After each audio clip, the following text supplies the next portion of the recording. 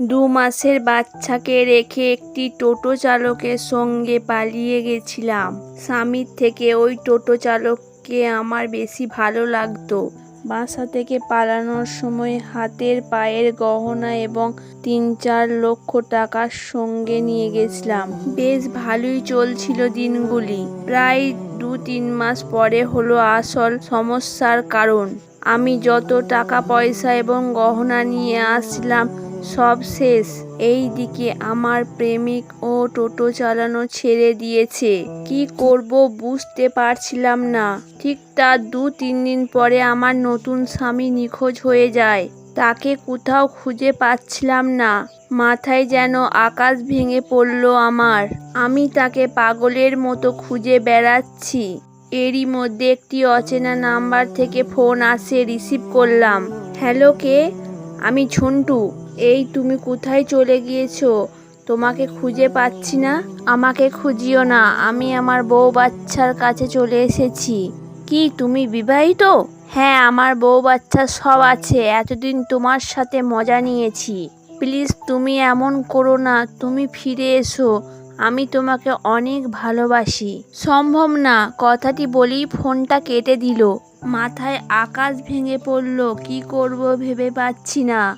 বেশ কিছুদিন যাওয়ার পরে ভাবলাম আগের স্বামীর কাছে ফিরে যাব। যেই চিন্তা সেই কাজ। ফিরে আসলাম স্বামীর কাছে।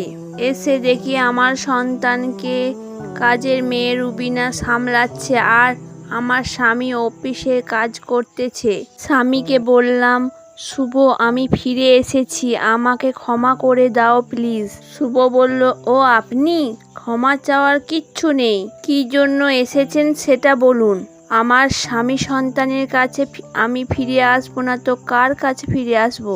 ফাজলামি করিয়েন না বোন, আপনার নতুন স্বামীর কাছে চলে যান। এছাড়া আপনি চলে যাওয়ার পরে আমি বিয়ে করেছি। কি? আজ্ঞে হ্যাঁ। তাহলে আমার সন্তানকে আমাকে দিয়ে দাও, আমি চলে যাচ্ছি। তুমি কি এখন চলে যাবে নাকি ঘাড় ধাক্কা দিয়ে বের করে দেবো সেটা বলো। আমার সন্তান না নিয়ে আমি যাব না।